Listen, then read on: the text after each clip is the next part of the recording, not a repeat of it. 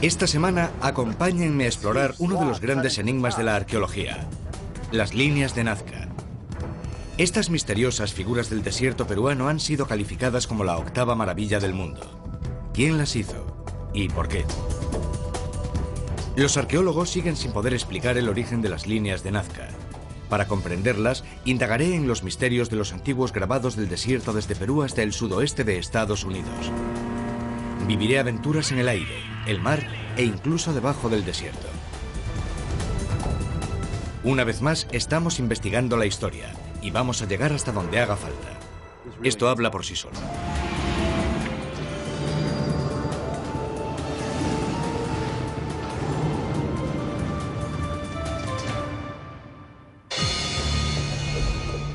Este es el desierto del sur de Perú.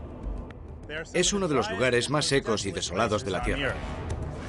Hola, soy Josh Bernstein y he venido aquí para resolver uno de los mayores misterios de la arqueología: las líneas de Nazca de Perú. Durante siglos, cuando la gente cruzaba estos desiertos, se percataba de que había unas líneas en la arena, pero no tenían ni idea de lo que eran. Entonces, en los años 20, se iniciaron los primeros vuelos en avioneta. Cuando los pilotos vieron esto desde el aire, se quedaron atónitos. Por primera vez pudieron ver que las líneas formaban parte de un enorme conjunto de figuras geométricas llamadas geoglifos que cubrían todo el desierto. ¿Quién las hizo? ¿Y por qué? Aquí comenzó el misterio de las líneas de Nazca. La llanura de Nazca es el llamado Valle de los Muertos de Sudamérica, porque hace un calor insoportable y casi nunca llueve. En un lugar situado entre el Océano Pacífico y las montañas de los Andes habitaba una misteriosa tribu. Los antiguos Nazca, que vivieron aquí entre el siglo IV y el IX, no construyeron grandes ciudades. Vivían cerca de los fértiles valles de los ríos al otro lado del desierto. En las llanuras, entre los valles de los ríos, realizaron sus monumentales diseños. Las líneas de Nazca se han convertido en uno de los misterios arqueológicos más famosos del mundo, y he venido aquí a explorarlas. Esta es la moderna ciudad de Nazca, con alrededor de 30.000 habitantes. Como pueden ver, ha cambiado mucho desde la antigüedad. Pero hay algo que no ha cambiado, y es que mucha gente sigue viniendo aquí para ver las líneas, que están solo a unos kilómetros de la ciudad. La ciudad de Nazca tiene una mezcla interesante de mercados al aire libre, tiendas de campesinos y cibercafés. Es una ciudad curiosa, pero para empezar mi expedición he decidido pasar de las tiendas y echar un buen vistazo a las líneas. La mejor manera de ver las líneas, bueno, en realidad la única manera es desde el aire. Hay un montón de avionetas convencionales que hacen un tour por las líneas, pero yo estoy buscando algo un poco más original y emocionante. Vamos a ponerlo bien al fondo, al medio. Eduardo Herrán es probablemente la persona que mejor conoce las líneas de Nazca. Lleva 26 años sobrevolándolas. Vaya, ¿es segura? Sí, lo es. No creo que yo pese mucho más que esto. Sí, pero eso es bueno para los vientos de Nazca. Es la mejor manera de ver las líneas. Es un ULM, un ultraligero. Bueno, pongo mi vida en tus manos. ¿Sí? Sí. Eduardo ha descubierto 324 líneas y figuras y ha trazado un mapa de ellas. El tema le apasiona. Me contó que se había pasado 12.000 horas sobrevolándolas. ¿12.000 horas sobrevolando las líneas de Nazca? Sí, durante 26 años. Eso es una locura. Totalmente. Bueno, vamos a ello. Vamos, amigo. Muchachos, vamos. Esto es un ultraligero y tú estás a punto de descubrir las líneas de Nazca. Eduardo me contó que había tenido varios accidentes en el ultraligero y que en uno de ellos casi se mata. Eso no era lo que yo quería oír en ese momento, pero tampoco me iba a echar para atrás. ¿Entonces el ala se cayó así de repente? Si él está tranquilo, yo también. Parece una avioneta bastante inestable, y supongo que lo es. Pero hemos despegado sin problemas y estamos ascendiendo poco a poco. Mientras vamos ganando altitud y hasta que al fin pueda divisar la pampa o el desierto de Nazca, me relajo observando lo que voy viendo en la tierra bajo mis pies.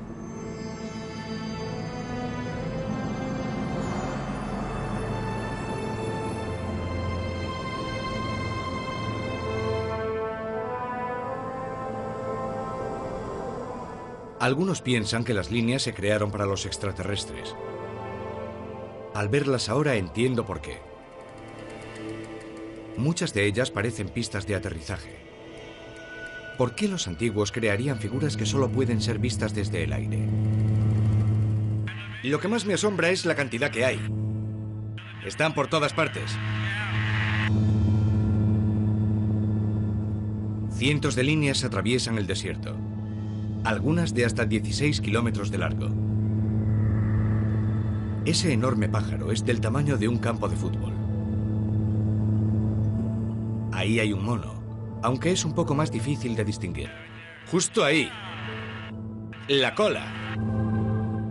La araña.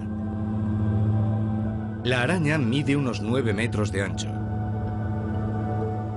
Allí parece que hay una ballena nadando por el desierto con un chorro de agua saliendo de su orificio nasal.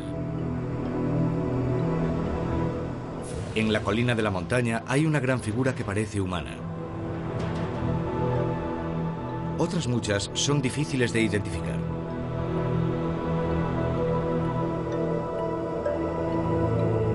Hay una en particular que atrajo mi atención. ¿Qué es eso de ahí? Parece una flor. Eduardo me contó que nunca la había visto antes. Mira, enhorabuena, has descubierto una. ¿En serio? Sí. ¡Wow! Esto es increíble. La primera vez que sobrevuelo las líneas y he descubierto una nueva figura de Nazca. Sí, 325. Hay cientos de figuras. De hecho, Eduardo ha encontrado 324. Pero a pesar de eso, he tenido mucha suerte de encontrar una en mi primer vuelo y haberla podido grabar. He encontrado una.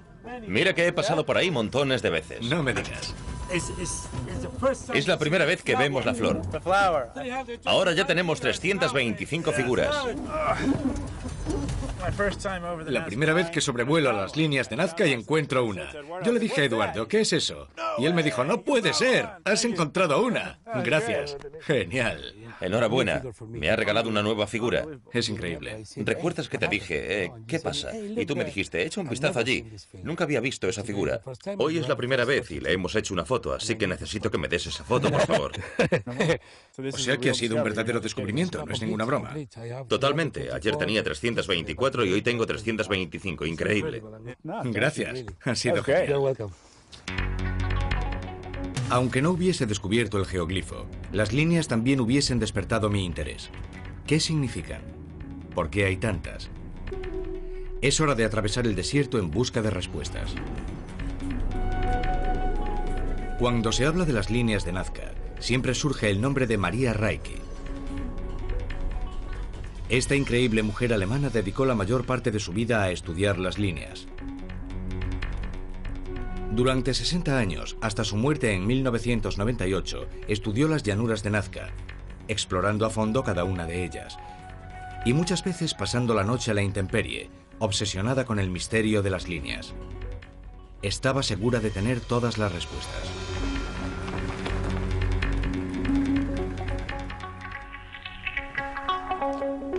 Para averiguar más sobre su teoría, voy a reunirme con su discípula más importante, Ana María Cogorno. Ana María trabajó con la famosa arqueóloga alemana durante los últimos años de su vida. Ana María, encantado. Igualmente. Espero que ella pueda ayudarme a entender la polémica teoría de Maria Raicke. Acabo de ver las líneas de Nazca desde el aire y tenía muchas ganas de verlas desde aquí. ¿Son líneas? Sí, ven a verlas. Enseguida me percaté de lo difícil que es ver las líneas en la Tierra. Parecen mucho más grandes desde el cielo. ¿Esto es una línea? No, solo el borde. Desde el aire parecen más grandes. Sí, pero es que esto es solo el borde. ¿Me estás diciendo que esto es solo el borde de la línea? Sí, son bordes. Espera un momento. Entonces, estas son las líneas de Nazca. Y no tengo que mirar esto pensando que es una línea. Muévete un poco hacia ese lado. Claro, pero cuando te pones en medio... Así. Esto es una línea de Nazca. Es enorme. Esto es lo que veía yo desde arriba. Desde aquí puedes ver lo largas que son y cómo se cruzan. Sí, veo el enorme surco que dejan. ¿Cómo se hicieron? Bueno, lo único que hacían era apartar todas las piedras a los lados para hacer los bordes de los diseños y los dibujos. Simplemente movían las piedras. Siempre pensé que traerían las piedras aquí para hacer estas formas, pero no lo hicieron así, sino que cogieron las piedras de aquí. Es muy sencillo, a la vez una manera muy lógica de hacerlo, ¿no? Y todo este terreno estaba cubierto de estas rocas oscuras. Exacto. Hace millones de años se produjo una gran inundación y entonces esta arcilla amarilla se quedó debajo y fue cubierta por piedras volcánicas que contenían hierro y otros elementos. Son piedras propias de grandes inundaciones. ¿Estas son volcánicas? Sí. Estas piedras cubrieron la superficie y debajo se quedó la arena, que es mucho más ligera, y entonces hace 2000 años las utilizaron para crear estos diseños. Los antiguos Nazca tenían un conocimiento muy avanzado de las técnicas de reconocimiento del suelo. Con la ayuda de un sistema primitivo de marcación, pudieron trazar los complejos diseños por todo el desierto. Luego, solo tuvieron que apartar la capa superior de las piedras. Es una manera inteligente y sencilla de transformar el paisaje. Los arqueólogos calcularon que un pequeño grupo de personas podían haber hecho una figura grande en menos de 48 horas. Otra de las cosas que más me sorprende es cómo las líneas han podido durar tanto tiempo. Parece ser que hay dos buenas razones. La arena del desierto tiene bastante yeso que se humedece todos los días con el rocío, pegando las piedras al suelo. Además, las piedras absorben tanto calor durante el día que crean una bolsa de aire caliente por encima de ellas, protegiéndolas del viento. Como resultado, cualquier marca que se haga en el desierto dura siglos. Las huellas de los neumáticos de los años 20 aún se ven hoy en día. Entonces ya tengo claro cómo hicieron las líneas. Ahora quiero saber por qué las hicieron. Ana María me comentó que este es el mejor lugar para hablar sobre la teoría de Maria Raikki. Estoy observando que ahí hay un trapecio. ¿Qué significa eso? Bueno, las líneas y las figuras no solo estaban relacionadas con la posición de la luna, el sol y las estrellas, también con los solsticios. Entonces, el 21 de diciembre, que empieza vuestro solsticio de verano, mi solsticio de invierno, esta línea señalaría el lugar del horizonte desde donde saldría el sol. Sí. Las líneas señalan el horizonte y las figuras serían las constelaciones. Es una idea fascinante. Maria Raikki pensaba que los antiguos Nazca habían trazado las líneas como si fuesen un gigantesco buscador de estrellas, un mapa del cielo nocturno. Las figuras eran las constelaciones. Las líneas que señalan la posición de las estrellas les permitían marcar las estaciones. Si esto fuera cierto, los Nazca se convertirían en los mejores astrónomos del mundo antiguo. Pero la verdad es que esta teoría es demasiado vaga.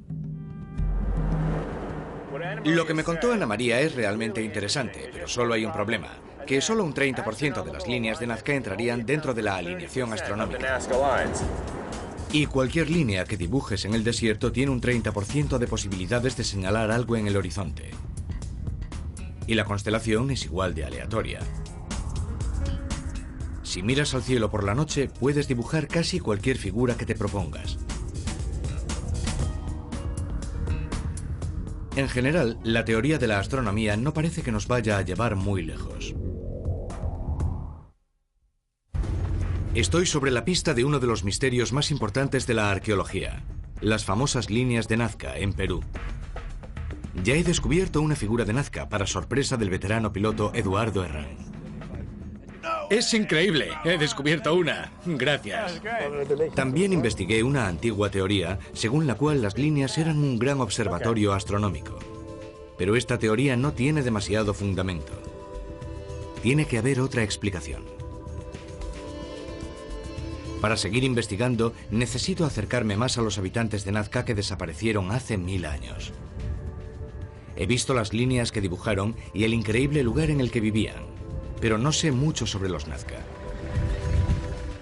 Me han dicho que el mejor sitio para aprender sobre ellos es el cementerio del desierto llamado Chauchilla. Me acompañará Deborah McLachlan, especialista en cultura nazca. ¿Qué es esto? Es una de las 13 tumbas que hay aquí y tiene unas cuantas momias dentro. Así que estos son los huesos de un habitante de Nazca. Sí, del último periodo Nazca. En realidad, el cementerio fue utilizado durante un periodo de tiempo mucho más largo. Se utilizó hasta el periodo Bari, que fue una cultura posterior. Entre los siglos VII y IX. Sí. Del periodo preincaico, de finales del Nazca. Exacto, sí. Para proteger los esqueletos, los arqueólogos los metieron en fosas.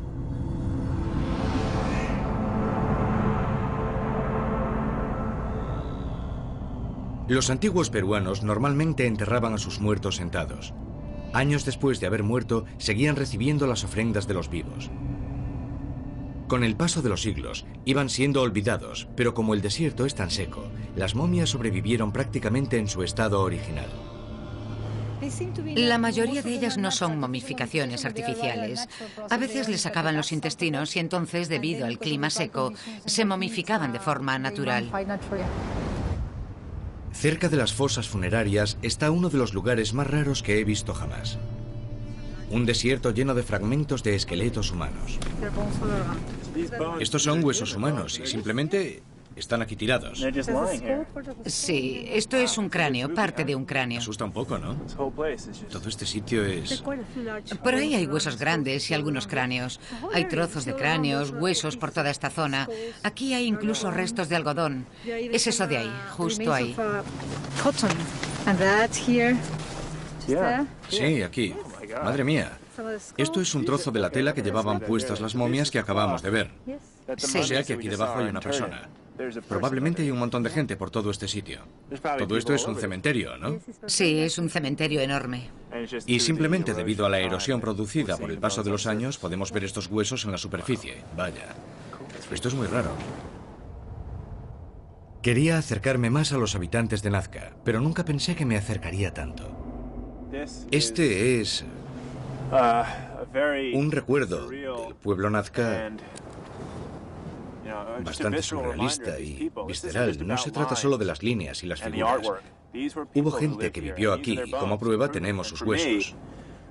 Esto habla por sí solo. El cementerio Nazca es increíble. Me impresionó lo árido que es este desierto. Por eso me resultó raro que en las líneas hubiera tantos animales marinos. Una ballena, un pez, un pájaro fragata. ¿Nos dará el mar alguna pista sobre el misterio de las líneas?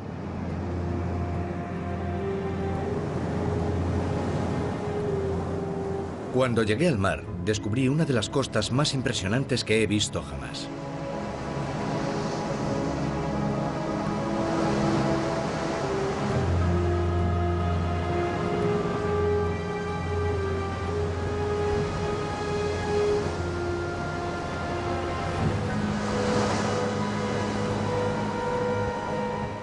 Los mares de esta remota costa son de los más ricos del mundo. He oído que los pescadores locales aún usan técnicas similares a las de los antiguos Nazca. ¡Débora! ¡Te he encontrado! Débora me está esperando en la playa. Esto es genial. ¿Qué están haciendo? Esta es la técnica tradicional de pesca de la que te hablé. Pescan de una manera muy parecida a como lo hacía la gente en la época antigua. Usan esta especie de flotadores. Son como flotadores grandes. Sí, son flotadores, pero en la época antigua inflaban pieles de león marino. ¿En serio? Sí, así que era algo parecido a estos flotadores, solo que en aquella época eran de piel. Básicamente utilizan las mismas redes, la misma cantidad de gente, las mismas zonas. Así que los materiales han cambiado, pero la técnica es la misma. Sí. Una de las razones por las que estoy aquí y por la que me interesan este tipo de actividades es que al ver los geoglifos desde el aire, vi un montón de dibujos de criaturas marinas, como la ballena. Y no lo entiendo. ¿Por qué la gente que vivía en el desierto conocía estas criaturas marinas? Bueno, obviamente porque estaban viviendo en ambos lados. Estaban complementando la agricultura con la pesca. Repartían el tiempo entre la tierra y el mar. Exacto. Imagínense esta misma escena, pero con un flotador de piel de león marino y redes de fibra de planta mucho más pesadas que estas. Y en esta playa no habría solo un grupo de pescadores, sino que habría muchos más. Ha llegado el momento de aprender directamente las técnicas de pesca de los Nazca. Espera, cógeme esto. ¿Qué vas a hacer? Voy a ir con ellos. ¿En serio? Sí, luego nos vemos.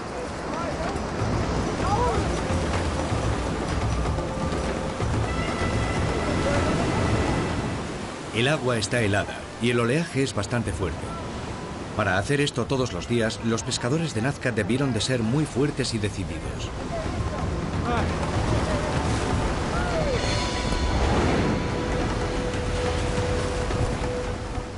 Empujamos el flotador con la red colocada encima y luego la soltamos en el mar.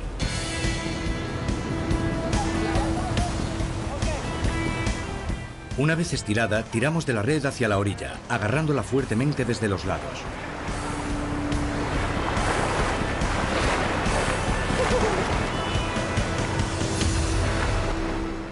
Bueno, al principio el agua estaba helada, pero después de luchar contra corriente te agotas.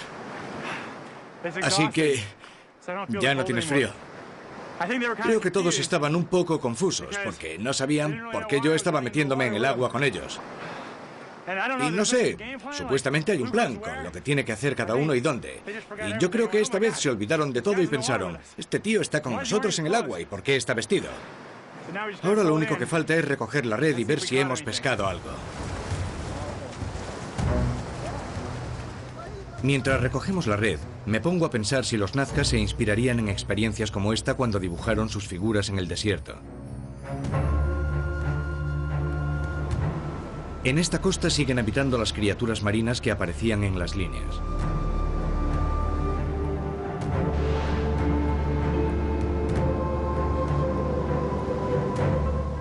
Podría ser que simplemente dibujasen los animales que veían a su alrededor. Pero en este caso, ¿por qué dibujaron un mono? Los monos más cercanos se encuentran al otro lado de las montañas de los Andes, en la selva del Amazonas. Aquí no he podido encontrar las respuestas, pero hay otra teoría que tiene que ver con el agua. No con la del mar, sino con la que sirve para regar los campos. En medio del desierto, el agua es el lujo más preciado. ¿Quién hizo las famosas líneas de Nazca en Perú y por qué?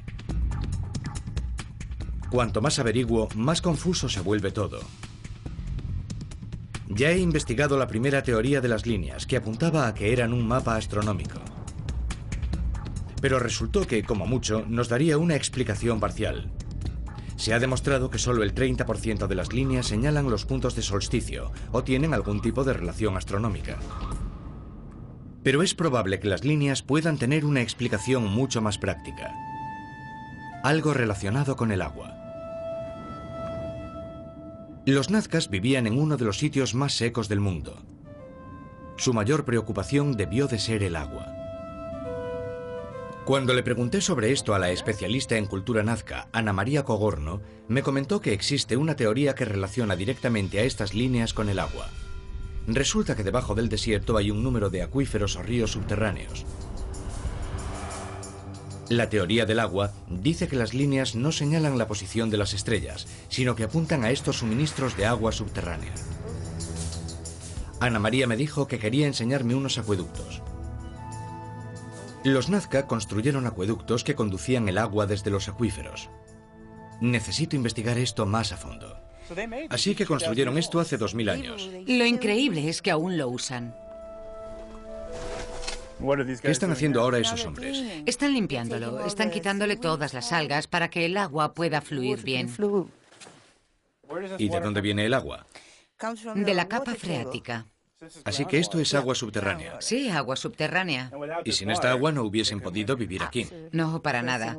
Lo más importante era conservar el agua y controlar el sistema de aguas. Quiero ver exactamente cómo los Nazca utilizaban este acueducto para conseguir agua del acuífero. Me voy a meter por debajo de una línea de Nazca.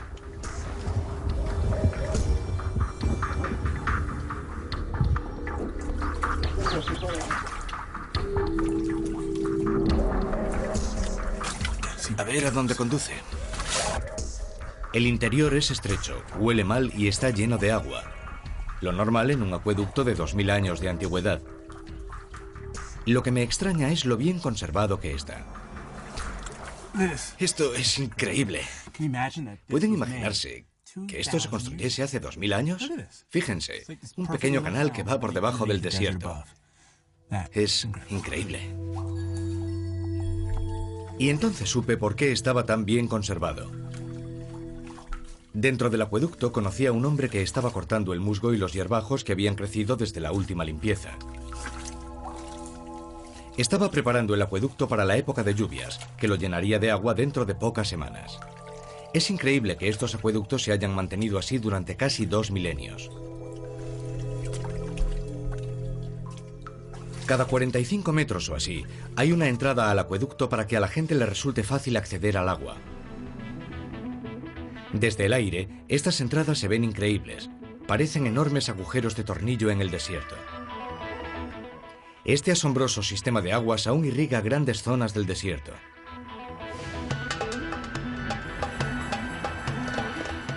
En este árido paisaje, el agua es todo un lujo. Los escasos ríos generan un oasis de verde vegetación, pero la mayor parte del año están secos. Sin embargo, los acuíferos, repletos de agua de las montañas, no se secan nunca. Según la teoría del agua, las líneas señalaban estos suministros de agua subterráneos. Los acueductos eran la única forma que tenían los Nazca de conseguir agua.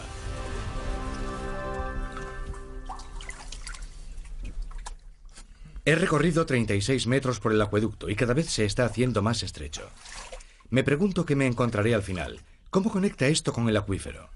¿Acaso el agua se filtra o es conducida de alguna manera hasta este túnel? Voy a intentar explicarles mi situación para que se hagan una idea de cómo me siento. Aparte de tener que caminar totalmente encorvado, hace frío. Y huele como a barro. No hay barro estancado. Quizás porque ahora están limpiando, pero huele totalmente a podrido. Hay algo que lleva mucho tiempo aquí. Cada vez me resulta más difícil avanzar. Esto se estrecha más.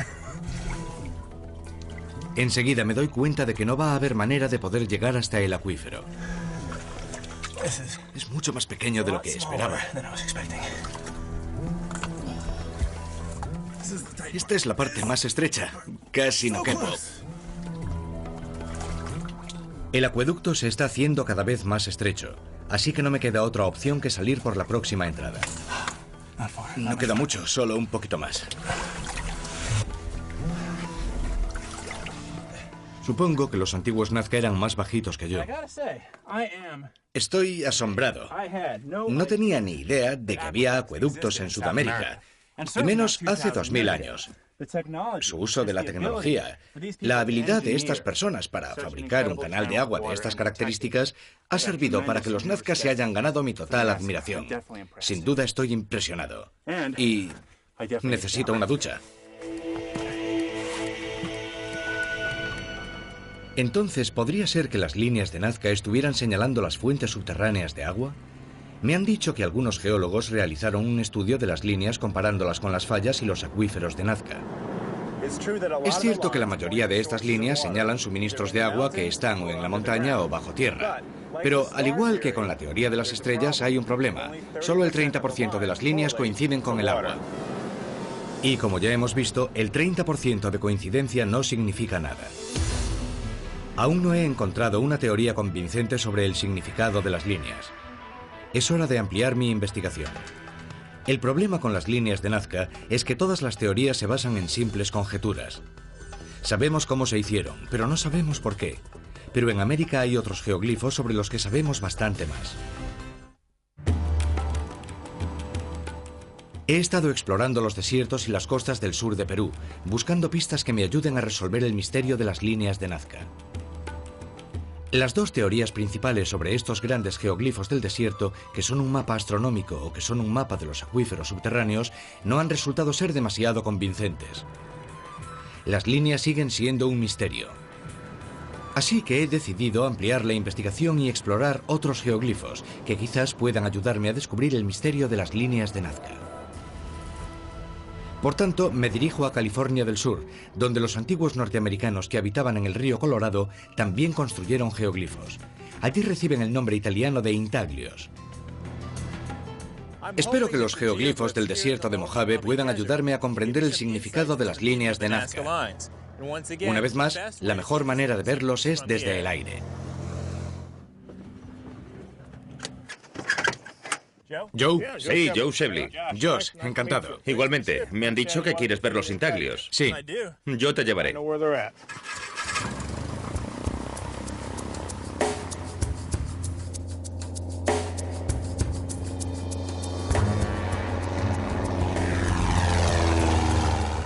Fuimos desde las húmedas llanuras de alrededor de la pequeña ciudad de Blythe hasta un pequeño grupo de montañas lejanas. Los intaglios están en la ladera de esas montañas. Cuando las sobrevolamos, lo que más me asombró fue lo mucho que se parecía el paisaje árido y seco de Mojave a las llanuras de Nazca.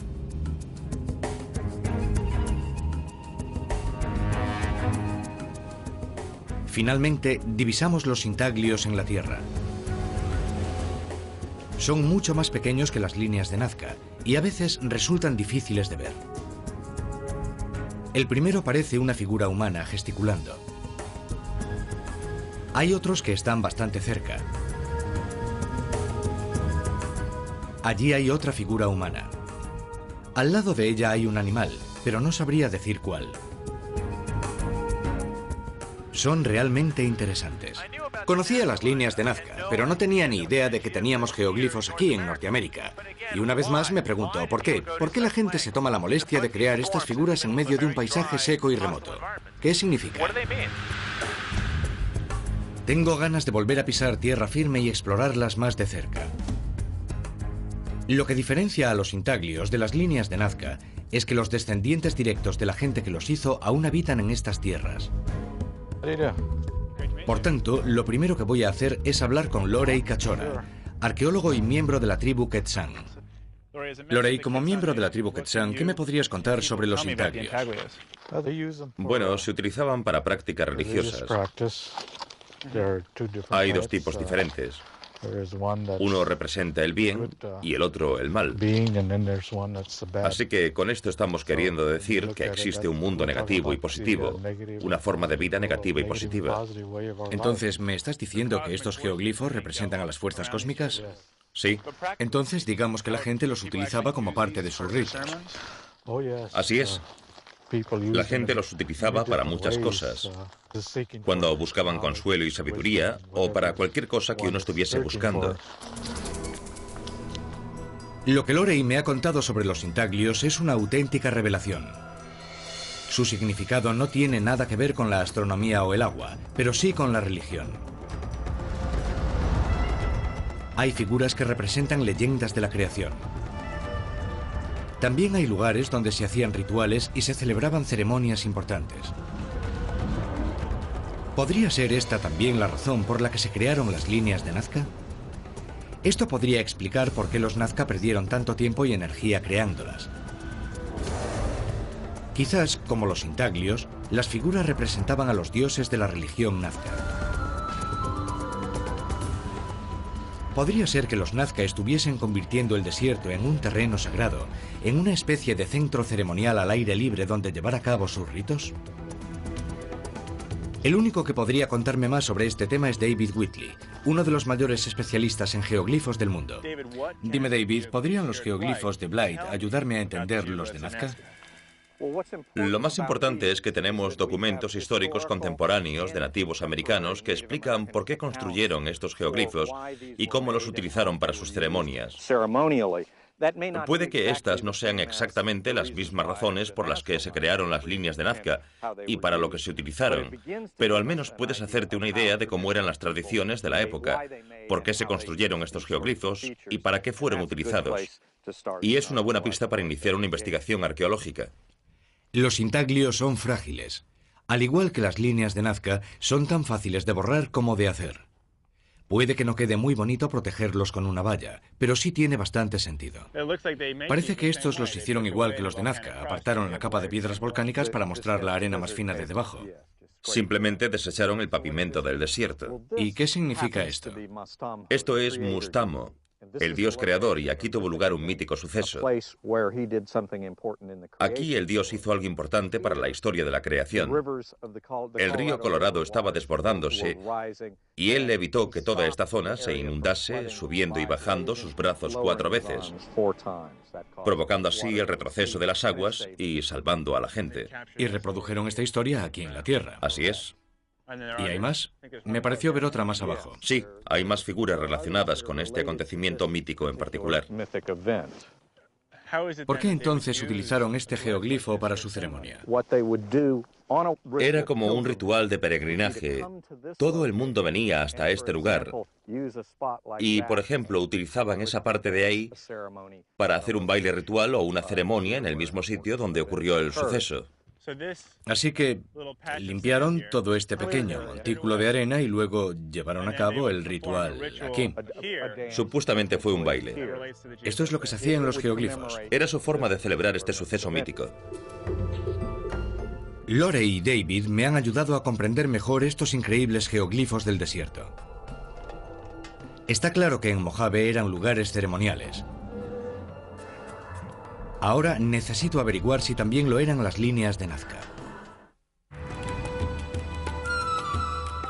Mi búsqueda del significado de las líneas de Nazca me ha llevado desde Perú hasta el sur de California. ¿Por qué los antiguos americanos dibujaron enormes líneas y figuras en el desierto? Las teorías de que las líneas eran mapas astronómicos o mapas de agua subterránea han resultado basarse en simples conjeturas. Pero en California descubrí una teoría muy diferente sobre los misteriosos geoglifos de América. Eran lugares en los que se realizaban grandes ritos, lugares sagrados donde se veneraba a los dioses de la creación. ¿Podría ser esta también la función de las líneas de Nazca? Me he dado cuenta de que sé muy poco sobre los rituales Nazca. Es hora de volver a Perú y seguir esta nueva línea de investigación. Cuando llegue a Lima, el primer sitio que visitaré será el Museo Arqueológico. Elsa Tomasto es la conservadora de la mejor colección Nazca del mundo. ¿Estas son las arañas? Sí. Son iguales que las de los geoglifos. Estoy buscando algo que pruebe la existencia de los rituales Nazca. Elsa no tarda en enseñármelo. Me coge totalmente por sorpresa. Estas son urnas ceremoniales. ¿Qué son estas figuras? Son cabezas trofeo. ¿Cabezas trofeo? Sí, aquí puedes ver que tiene la cabeza en la mano y aquí ves que está el cuello cortado. Sí, es una cabeza trofeo. El misterio de los Nazca se complica. ¿Quiénes eran? Me los he estado imaginando como importantes astrónomos, ingenieros y agricultores. Pero de repente he descubierto que también cortaban cabezas.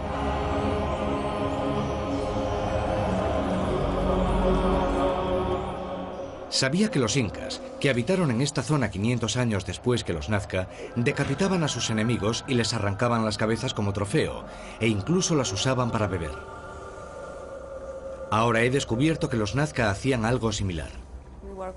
En otra sala del museo, Elsa me enseñó unas pruebas espeluznantes. Entonces, esto es una momia trofeo. ¿Para qué las usaban? Probablemente para ritos. Se han denominado cabezas trofeo, pero en realidad no podemos asegurar que no hubiese habido una guerra. Vaya. ¿Puedo cogerla? Sí, ten mucho cuidado, por favor. Yo había visto momias antes, pero nunca había visto solo la cabeza. Se hace bastante raro que no tenga cuerpo. Solo es una cabeza momificada. Es tan raro como se lo están imaginando. Este es un cráneo muy extraño. Es bastante peculiar. Está como un poco aplastado. ¿Por qué? Es una deformación. Cuando eran pequeños, les deformaban la cabeza. ¿En serio? Así que era una deformación voluntaria. Sí. Y hacían también otra cosa. Les despellejaban, les limpiaban todos los músculos y les quitaban todos los tejidos para asegurarse de que secaran bien, y cogían la piel y se la volvían a poner. Ya. Y luego solían colgarlos. Les colgaban del pelo. Sí, a veces era del pelo y otras de un paño de tela. No era siempre igual. ¿Y esto qué finalidad tenía? ¿Para qué servía el ritual? Quizá para obtener algo de los dioses. Entonces eran ofrendas. Elsa me contó que la mayoría de las cabezas trofeos son de habitantes de Nazca. Entonces puede que no sean las pruebas de una conquista o una guerra, sino de una violencia ceremonial, de algún tipo de sacrificio humano. ¿Ocurriría esto en las líneas? Mientras camino por los pasillos viendo los más de 1000 cráneos de los Nazca, me pongo a pensar en las escenas que debieron presenciar. Tengo que volver a Nazca a hacer algunas preguntas más. Me han dicho que hay un yacimiento en el que se están descubriendo más pruebas de la existencia de rituales. Cahuachi es un lugar al lado de la pampa, a solo 2 o 3 kilómetros de donde están las líneas. Rubén García es arqueólogo y también el supervisor regional de toda la zona de Nazca. Cahuachi era el principal centro ceremonial de los Nazca. Aquí acudía gente procedente de todos los lugares de la nación Nazca. Aquí se hacían ofrendas y se realizaban ceremonias especiales y sacrificios. Entonces Cahuachi era como la Meca o el Jerusalén de la cultura Nazca. Exactamente. Cahuachi era enorme y estaba situado al lado de un suministro de agua al borde del desierto. Era un importante centro de peregrinaje para los Nazca. Debajo de la arena aún quedan 40 pirámides por excavar. Es también el lugar al que conducen muchas de las líneas del desierto. Las pruebas encontradas en Cahuachi y los estudios comparativos de la manera en la que los actuales andinos realizan sus rituales han conseguido convencer a la mayoría de los arqueólogos sobre el significado ritual de las líneas y figuras. Muchas están relacionadas con la fertilidad. Rubén va a dibujar uno de los símbolos Nazca más comunes. Estas espirales están relacionadas con las caracolas, que se usaban tradicionalmente para llamar a los dioses de las montañas y de la lluvia.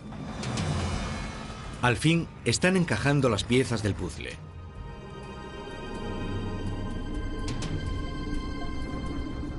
La mayoría de los arqueólogos piensan que las líneas eran los lugares secretos donde los Nazca realizaban sus grandes ceremonias. Las figuras representaban a los espíritus creadores, los dioses que controlan las fuerzas de la naturaleza. Los Nazca convirtieron su desierto en un gran altar para los dioses de la creación.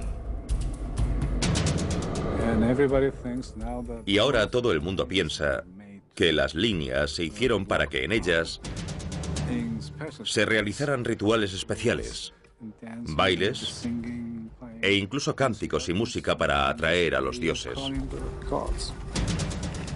Los geoglifos de los Nazca son tan grandes porque querían que los dioses pudieran verlos desde el cielo y que al verlos se acordaran de ellos. Cuando los Nazca bailaban en las líneas y las figuras estaban haciendo una ofrenda a los dioses que tanto veneraban. ¿Acaso estas ofrendas incluían el sacrificio humano? Rubén me comentó que no existe ninguna prueba de rituales violentos en las líneas, pero es consciente de que aún queda mucho por descubrir. ¿Quién sabe qué teorías surgirán en el futuro sobre las misteriosas líneas de Nazca?